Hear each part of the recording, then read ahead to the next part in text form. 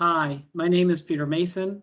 I am the coordinator for the American Rescue Plan Act for the Department of Developmental Services. The American Rescue Plan Act was signed into law by President Joe Biden on March 11, 2021. It was to speed up the recovery from the economic effects of the COVID pandemic and the ongoing recession.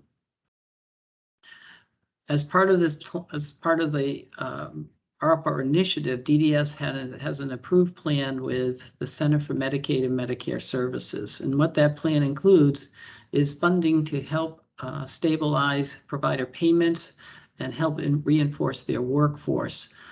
This will help in terms of providers in the future to be able to have an adequate workforce and fiscal stability. DDS is also expanding access in the use of assistive technology. We feel that this is a big initiative for us in order to allow people to have more independence and still have the supports that they need for a health and safe environment. We're looking at creating and implementing an employment network, an online employment network for individuals who self-hire their staff.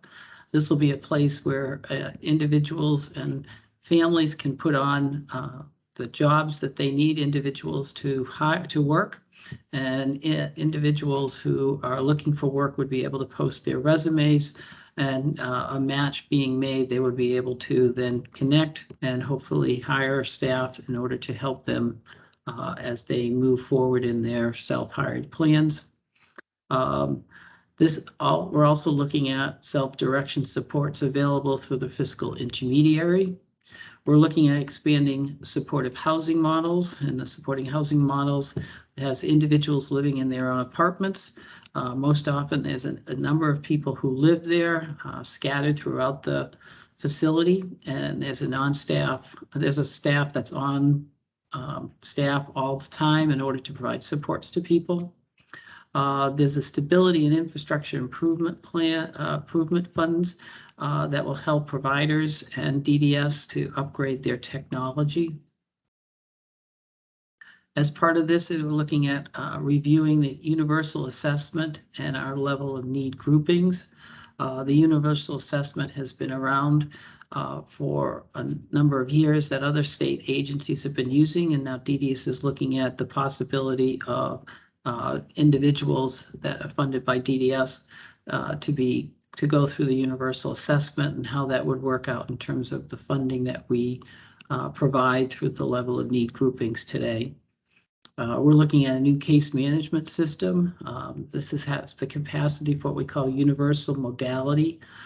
So one of the aspects would be that it'd be able to tie into other systems that we have, but also would allow providers and individuals to log on to the system to see individuals that either they support, or the individual and families can see what's in there under the system for each of their individuals.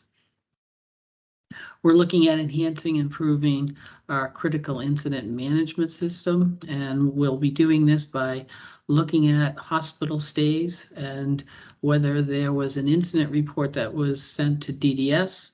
And then we will then look at was there a proper investigation as to what happened, and did one need to be made, and if not, what happened, and just to make sure that all incidents are done in a proper manner. Excuse me. We're looking at enhancing our participant survey and that we have through the National Core Indicators. This funding allows us to hire an outside contractor that will be able to work with families and individuals. Will allow us to make sure that we reach all the individuals that are part of the plan for that year, and to find out what individuals are looking at in terms of their current program and what they would like in the future. The other piece to this is the possibility of creating an outcome-based incentive program. This is a program that we would allow incentive payments to providers who meet certain goals that we have set up. Is to help in terms of quality assurances. Our ARPA goal that we need to everyone to understand is that this is like a once in a lifetime generational funding. And so we're really excited about this. And so as we're looking at this, we're looking at how do we transform our residential and day supports and services from where we are now to where we want them to be in the future. And how do we look at moving away from traditional costly congregate settings towards settings that promote independence and freedom of choice. The ARPA dollars are one-time dollars, and it's over two fiscal years. So it's a short time period that we have to utilize these funds, and we'll be working with providers and individuals and all stakeholders over the next 2 years. The initiative ends on June 30th, 2024. Another part to this would be for incentives. And as part of the initiative, we're trying to incentivize individuals or providers to move and encourage them to move individuals to these more innovative and alternative residential settings. To do this, when we set up this incentive program, we're looking at how do we redistribute the savings in order to help individuals and provide supports to those individuals on the residential waiting list.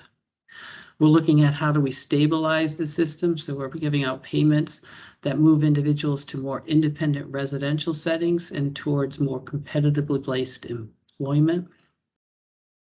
And as those individuals move out, we would then assist the provider in terms of funding and to allow them, as movement of individuals out, help stabilize that program as they keep moving additional individuals out.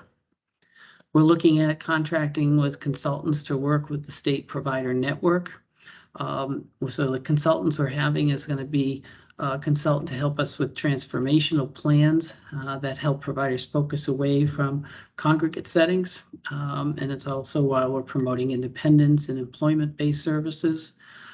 We're also looking at working with consultants to research and make recommendations on the outcome-based payment program that I just talked about. So what are our goals? So we have set the goal of moving approximately 100 individuals from a congregate setting to a more independent residential setting, and 200 individuals who move on from a congregate setting to more independent day program setting. To assist that, we have developed some working committees. These include an advisory committee that will help the department through the whole initiative. There'll be a committee that's on residential transformation, which is strictly regarding the working committee for residential issues. We'll have another one just for day issues. We'll have a fourth committee that will look at how do we engage the individuals and the families to make sure that the message that we have is clear, that we're providing educational materials that will be able to be useful for them in terms of making decisions as part of the transformation. And we're also looking at engaging with the DDS staff to make sure everybody understands why we're doing it, what we're doing, and what the ramifications will be. As an update to where we've been, what we've done so far, we've hired Keith Lavalette. He's a former executive director and has worked in both residential and day programs. He's a durational program manager. Myself, who was the previous deputy commissioner, has come back from a retiree position, and Greg McMahon, who was an IFS director in the South region, he's back as well. We've established a lead for all the different initiatives to make sure we have someone who's overseeing each one of those processes. We've had all our committees that I talked about have all been assigned and will be starting up at the end of the month. We issued 2 RFPs for consultants to help us with transition and communications. We want to make sure that we have the professional help in terms of the transitioning process, and how we want to have help in terms of making sure that we're able to communicate and reach out to all the various stakeholders. In the month of June, we issued a notice of opportunity for technology equipment. Those have just been awarded. We'll look to be doing another one down the road. We have issued an RFP for a contract for the employment network for individuals that help hire their staff. That has, we're looking at awarding that by the end of the month. And lastly, this was a quick update. So I just want to make sure that everybody can find out more information. We've established an ARPA 2021 web page. And so if you go to our DDS website, if you look on the gray navigational box to the left, there's one that says ARPA initiatives. If you press on that, then it will take you to the page that will explain all the stuff that we've done, about the committees, about each initiative, and the progress being made. So this was a brief update. There's more to be coming. Thank you for listening to this presentation.